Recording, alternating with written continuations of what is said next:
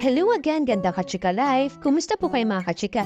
Heto na naman po tayo para sa panibago natin showbiz update. Bago po tayo magsimula, magbigay po tayo ng update about Kat Den. Mr. Alden Richard, patuloy nga po sa kanyang cycle era. Noong isang araw nga po, itong si Mr. Alden Richard ay sumemplam. Ngunit huwag pong mag-alala kasi konting dalos lang po ang kanyang natamo. Sa ngayon, unti-unti na nga pong nasasanay o nagiging magaling na ito sa itong si Mr. Alden Richard sa kanyang pagbabike. Samantala, ilang araw na lang po o linggo magaganap na ang nilunsad ni Mr. Alden Richard na Lights Camera Run, takbo para sa pelikulang Pilipino at charity fun run for Wawa Fan. Sa darating na May 11 na po ito 2025.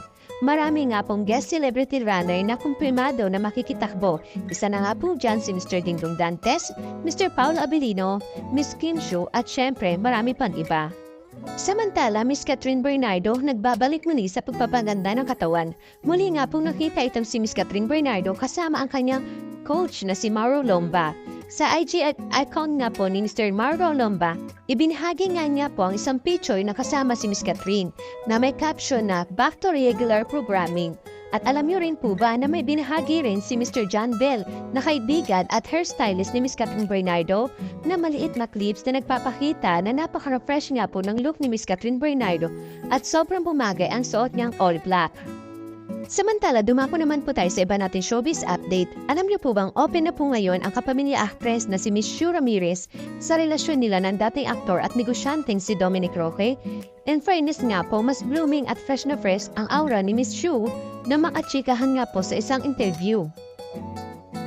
Ang saya lang po, sa totoo lang, walang pressure, masaya lang kami lagi. Lumalabas kami, we enjoy our time together, explore, go on adventures together, and eat the best food.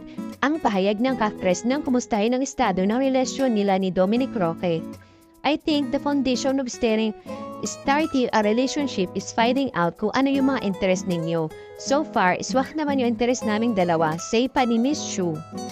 At dahil na may connect sa alak, ang bagong pelikula ni Shu na In Between, ikinumpara ng aktres si Dominic sa tequila.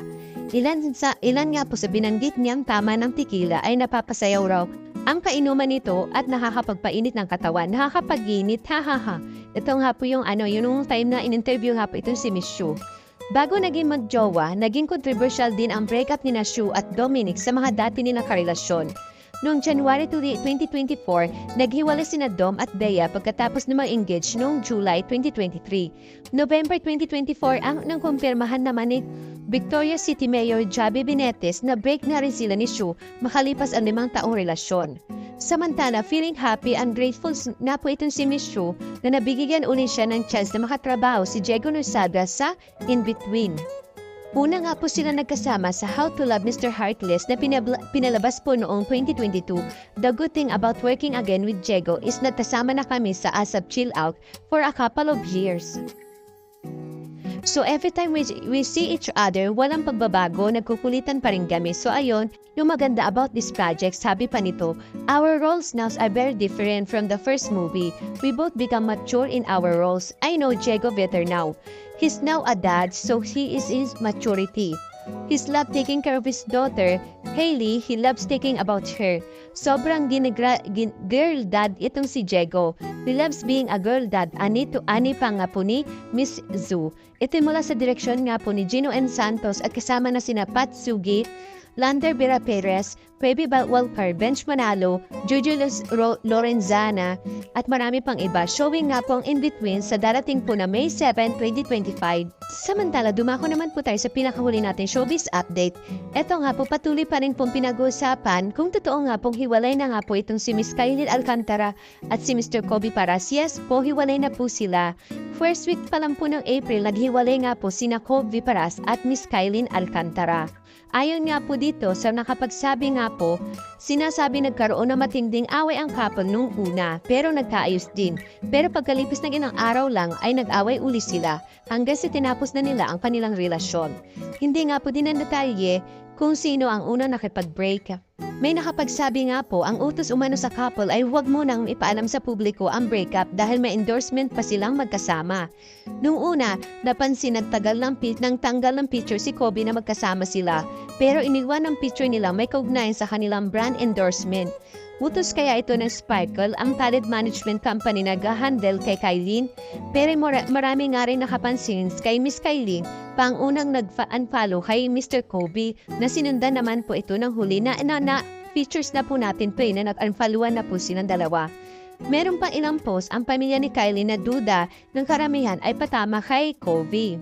Marami nga pong nakapagsabi na may third party sa panig nga po ni Mr. Kobe ang dahilan ng kanilang breakup.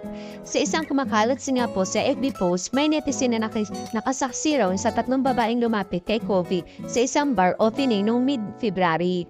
Nangyari raw yun bago dumating si Miss Kylie sa bar. Sinasabing binigay ni Kobe ang cellphone niya sa non-showbiz girl at doon nagsimula ang pag-follow nila sa isa't isa sa IG account. Di umano nalaman ni Kylie na nagpapalitan ng mensahe si Kobe at ng non-showbiz girl. Nag-react nito ang non-showbiz girl, pinabulaan nito ang aniyang pag-uugnay sa kanya ni Kobe. Happily married daw for 2 years na ang non-showbiz girl na ito. Sinubukang kausapin nga ng dad ni Kobe si Benji Paras dahil siya naman ang sumasagot tuwing may tanong nga po kay Miss sa kanyang anak. Noong April 11, tinanong si Benji kung tungkol kina Kobe at Aileen, sagot niya noon okay daw ang dalawa at kamakailan ay nagkainuman pangaraw po sila. Ngayon po sa issue ngayon ni Mr. Kobe at Miss Kylie, ayaw na nga po magkomento ni Mr. Benji. Hindi na raw niya ay nalam kung talaga bang break na ang dalawa at kung ano na ang problema. Nang tinawagan nga po si Benji noong Martes, April 2022 ng 2025, sabi ng ama ni Kobe, hindi na rin naman ako nagtatanong sa buhay ng anak ko ngayon. Matanda na siya at saka hindi naman siya nakatira sa akin. May sarili na siyang buhay, hindi na ako nakailam. Silang dalawang dapat na mag-usap at mag-ayos sa problema nila. Sabi po ni Mr. Benji, sa issue ng breakup, madalas nga pong dihado ang lalaki, lalo na itong si Kobe, kung ano-ano issue ang binabato sa kanya ng netizen. May mali siya pang inilabas sa isang content creator ang puhaig ni Kobe sa isang party sa Bali, Indonesia. Maaaring break na noon ang dalawa nang tumungo Indonesia nga po itong si Mr. Kobe.